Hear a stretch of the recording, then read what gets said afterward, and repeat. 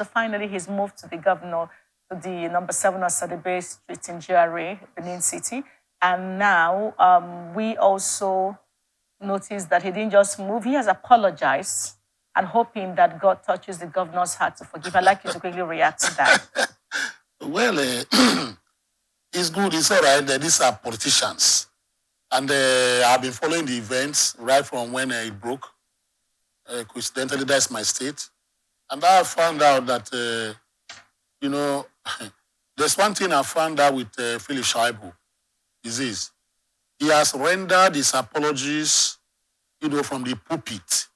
That is where he meets with the ecclesiasticals, and that is the only, avenue he feels he can address or maybe render or tender an apology to his boss.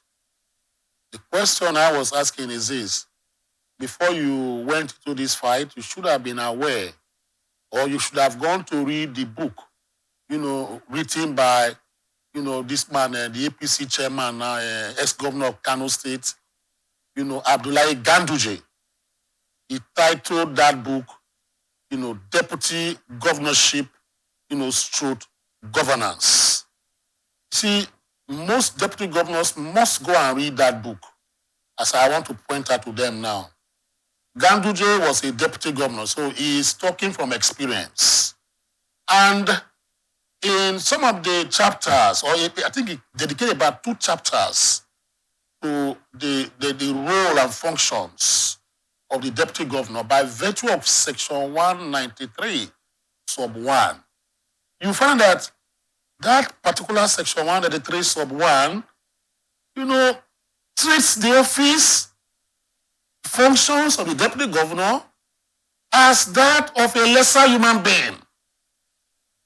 Whereas in the Constitution, the governor cannot be a governor if you do not nominate a deputy, to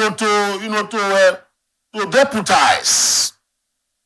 The governor also pre-election treats the deputy governor like equals. But after election, they dump the deputy governor.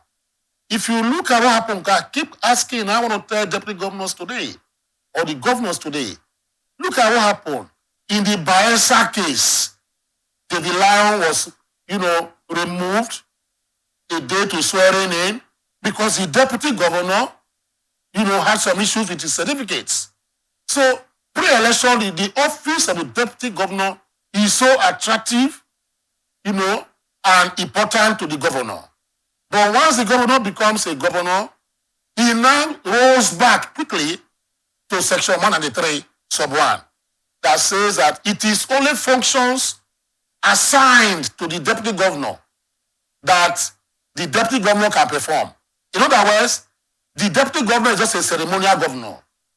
And that is why you see what is happening they do today. I am not surprised. Schweible should have gone to read that book, and you see has the opportunity to go and read that book or buy the book and read it now. Now, coming back, the first question I'm asking Schweible is this: why is it that it's only when we are meeting with your spiritual fathers, as we call them here, men of God, that you remember you want to tender an apology? The last time it was from a bishop who met him, and from this ecclesiastical office, he made a pronouncement, like the Pope, waiting for that white smoke to come up. So I've asked that question. Now today again, is the same issue about the Catholic Men's Organization meeting that he has rendered or tendered under apology to Obaseki. I know that Obaseki will not accept that, because an apology, properly so-called, should be that Philip Schweible should address a letter directly to his boss, Obaseki, Governor Obaseki, and say, "Okay, bros, forgive me," like he has said here, "forgive me for the wrongs I've done to you." Then Obaseki will now say, "Go and say no more." Then he will now move out of that particular place. So this particular letter, in my own opinion, is incongruent, is of no moment at this point in time. I don't even think that Obaseki will heed that particular call for reconciliation and the apology, or people accept the apology, because the apology was made, to the whole world and not to Obaseki directly. So that is my take on this one.